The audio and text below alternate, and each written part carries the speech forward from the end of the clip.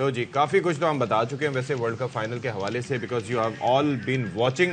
Fry शादी में अब्दुल्ला दीवाने के बस्ताख हम लोग ये मैच देखते रहे भाई हम गेम और एंजॉय बड़ा कर इंटरेस्ट रहे था थे। और मजा आया।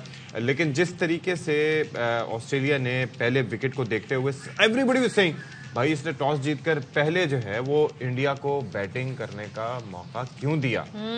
उस वक्त सब ये सवाल उठा रहे थे, लेकिन बात ये है कि पैट कमिंस की कैप्टनसी और वो तीसरे, यहां पर let me mention this, he is the third fast bowler captain who has won the world cup.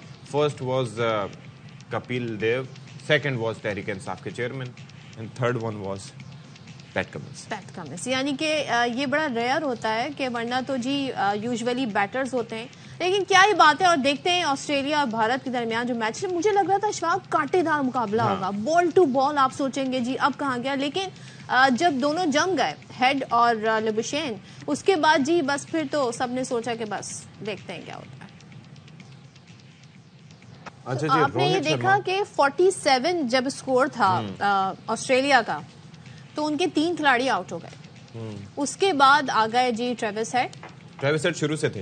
Travis head मतलब दोनों की पार्टनरशिप आ गई और लुबुशेन की पार्टनरशिप आ गई, और उसके बाद जी फिर इन दोनों ने पलट के नहीं देखा। और आखिरी बस जब 2 रन रह गए थे तो हेड आउट हो गए, लेकिन फिर जाहिर है उस वक्त तक सबको आइडिया हो चुका था। उसके अंदर देखें वो यही कह रहे थे कि भाई जो इस वक्त ये जो मैच था it was like a test match, कि यहाँ पर आपके नर्व्स का इम्तिहान था। लुबुशेन ने मेरे ख्याल में कोई 100 के करीब गेंदें खेल के 50 अपनी की होगी, यानी कि उनका स्ट्राइक रेट बहुत लो था, लेकिन वो एक एंड बचाकर खड़े रहे, दूसरे एंड से ट्रेविस हेड मारते रहे। फिर आप ये देखें एक और चीज इसके अंदर वो कमेंटेटर्स कह रहे थे और जो हमने देखा भी कि स्टीवन स्मिथ जिस तरह से आउट हुए थे उनको वो रिव्यू लेना चाहिए था, बिकॉज वो आउट नहीं थे।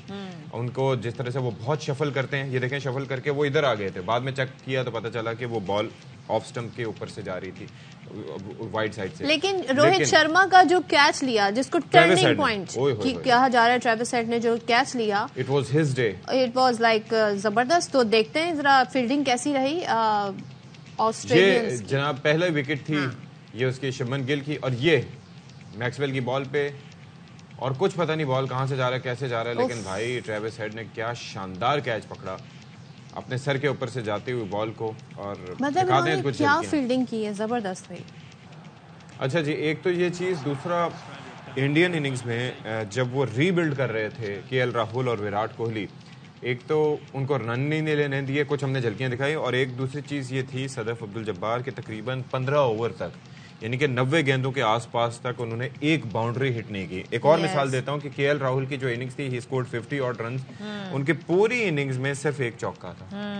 विराट कोहली की इनिंग्स में भी आप देख लें कि बहुत ज्यादा स्कोरिंग रेट नहीं था, और उसकी वजह से वो डिसाइसिवनेस थी ना, अच्छा, कि वो रन इतने ज्यादा। सूर्या कुमार यादव, हाँ, पिच का भी बड़ा इस पे जो है ना डिस्कशन हो रही है कि जी ये फाइनल जैसी पिच नहीं बनाई गई, और क्यों उस पर इतना फोकस नहीं किया। हाई स्कोरिंग पिच बना देते जिसमें दोनों टीमें रन अच्छे करती।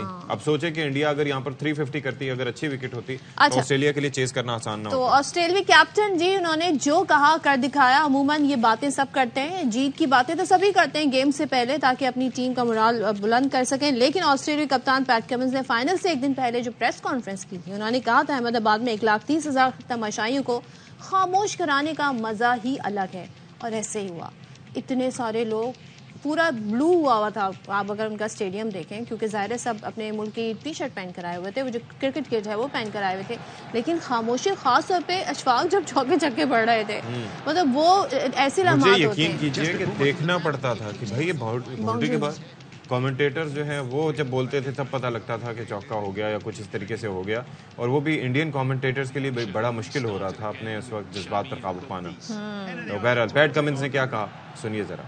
आप ये देखिए कि ये जो इनिंग्स थी कोहली की, उस वक्त सब समझ रहे थे कि इनिंग्स बिल्ड करेंगे, यानी कि 50 कर चुके हैं, अब ये जाएंगे मारें धाड़ेंगे, जो कि इनका तरीकेकार होता है कि उसके बाद ये टोटली ऑपोजिशन को अपने शहर में तारी कर देते हैं, लेकिन यहाँ पर वैसा नहीं हो सका। पैट कमिंस ने क्या शानदार बॉल कराई, he led from the front.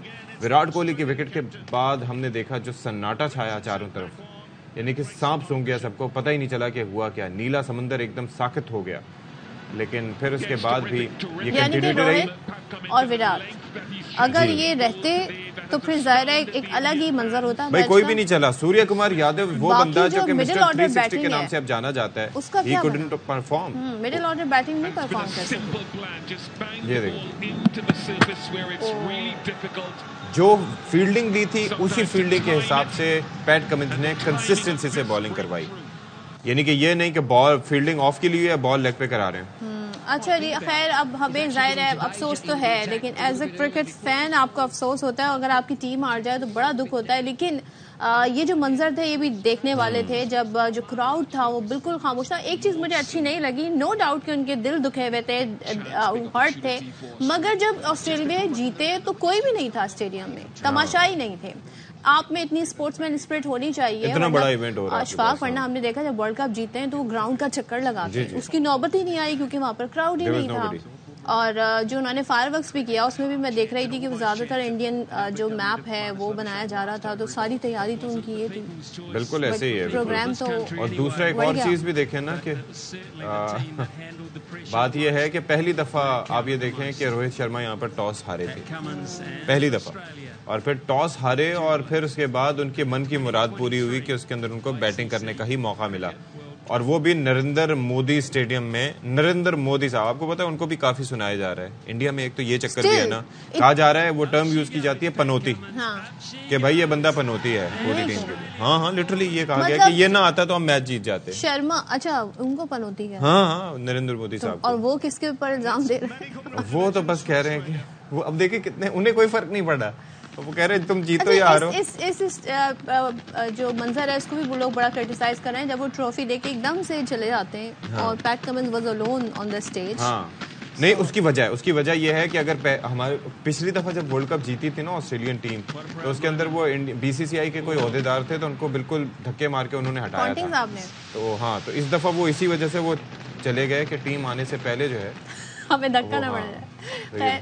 नहीं, वो हाथ मिलाने गए थे, वो एक एक खिलाड़ियों को जी मुबारकबाद देने गए थे नरेंद्र मोदी। अच्छा, वो देखें जल्दी वो बस कह रहे हैं निकले बस बात करके हम लोग, हमें जाके सेलिब्रेट। लेकिन एक बात फर्क ये है कि 2003 के वर्ल्ड कप जीतने में और अब फर्क ये है कि अब आईपीएल होता है, तो आईपीएल की वजह से रिस्पेक्ट फैक्टर ज़ाहिर देना होगा अगर if they want their contracts in the IPL, तो ये एक अलग चीज़ है।